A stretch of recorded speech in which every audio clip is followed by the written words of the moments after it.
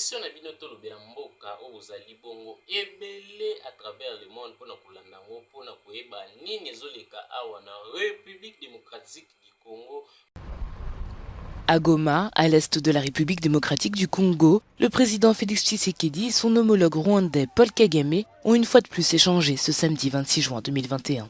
Les deux chefs d'État ont signé 3 accords. Le premier est sur la promotion et la protection des investissements. Le deuxième concerne une convention pour éviter l'évasion fiscale. Et le troisième est un protocole d'accord sur l'exploitation de l'or entre la société congolaise Sakima et une société rwandaise de droit privé. Il est temps d'expérimenter l'autre côté, le partage de la paix, de l'amour et j'ajouterai des échanges fraternels, économiques entre nos deux pays. Nous avons signé un certain nombre d'accords. Je crois que ce n'est que le début. En quoi je vous dérange? En quoi? Parce que j'en ai marre. Yo lobike nengo saboye yo nde Félix Tshisekedi to comme Allemagne d'Afrique bato bazeli ba monité tolo bate te ya faute nangate on lobe ko pesa ba jeune misala to zeli misala ba jeune bazu misala te tolo baka c'est pas de mon domaine. C'est pas de mon domaine, les domaine ya premier ministre Azawana. Si ko président Félix Tshisekedi to vanja na kati ya mboka boy bitumbe bandi na est to zo bana yo d'abord e bandeli tika obenga Kagame frère oyo kité obenga Kagame. Oh, nous faisons du contrat partenariat na Rwanda.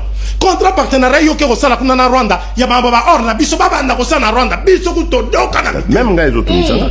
Lele communauté Kagame ona bona siko yo siko zo beba na kana batu o biso to ba ke baza batu mabe coopérer na bangote. Mais par après vous ne comprenez pas que nos revendications est ça tout à fait patriotique. Apparemment ça livre investigation mais je vais vous informer.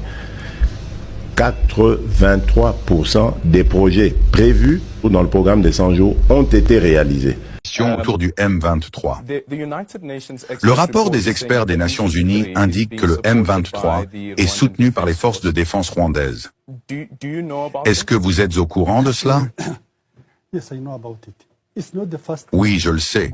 Ce n'est pas le premier groupe que nous soutenons, que vous avez soutenu, du côté de la défense. C'est un secret de polichinelle.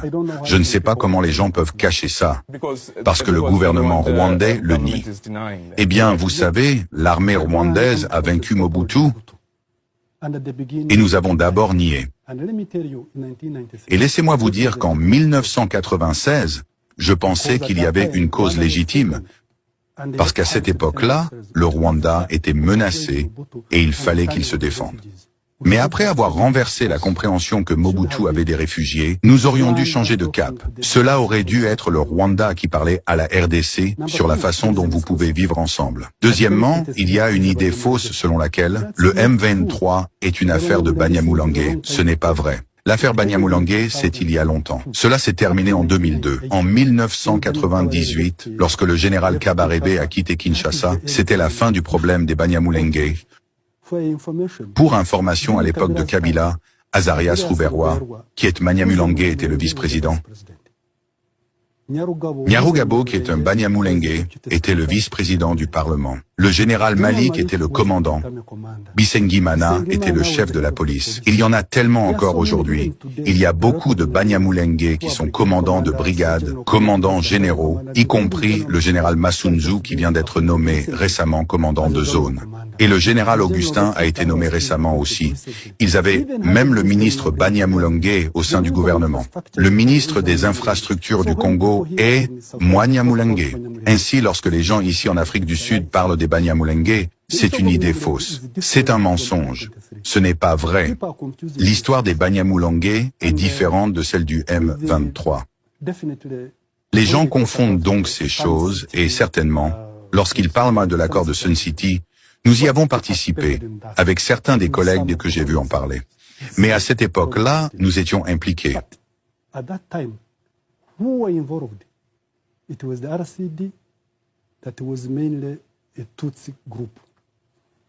C'était le RCD qui était majoritairement un groupe Tutsi. Il y a eu le RCD Kisangani de Wamba Diawamba, puis il y a eu Bemba avec le MLC. Tous sont devenus vice-présidents de Kabila. Et quand ils sont devenus vice-présidents de Kabila, quel accord Kabila avait-il avec eux lorsqu'ils sont arrivés dans ce gouvernement? Et ces gens sont toujours là. Bemba est à Kinshasa maintenant. il est ministre. Et tous ces gens dont je vous ai parlé font partie du gouvernement.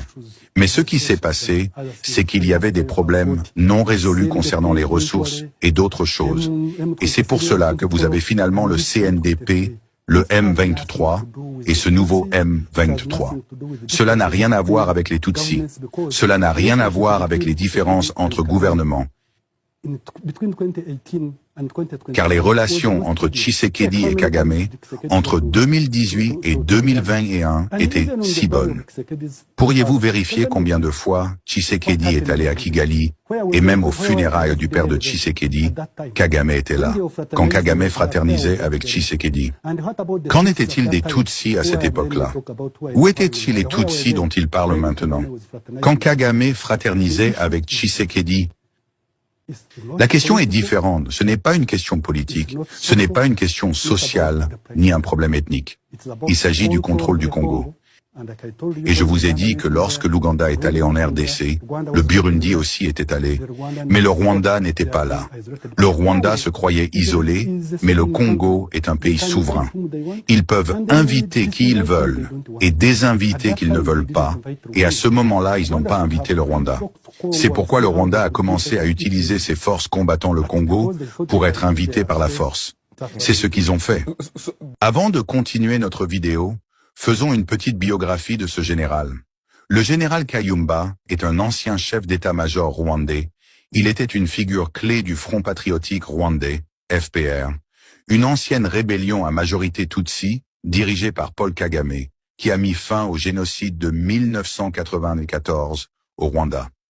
Il a notamment joué un rôle très important dans l'offensive menée en 1996 en République démocratique du Congo. Il vit en Afrique du Sud depuis plus de 10 ans en tant que réfugié politique. Mes chers compatriotes, nos dirigeants doivent prendre les choses au sérieux.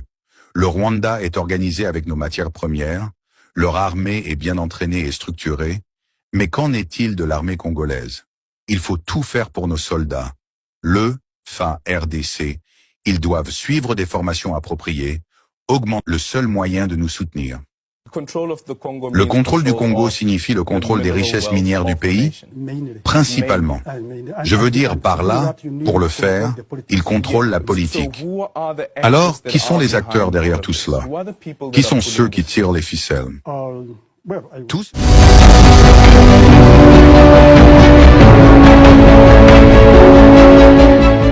Abonnez-vous et partagez la vidéo.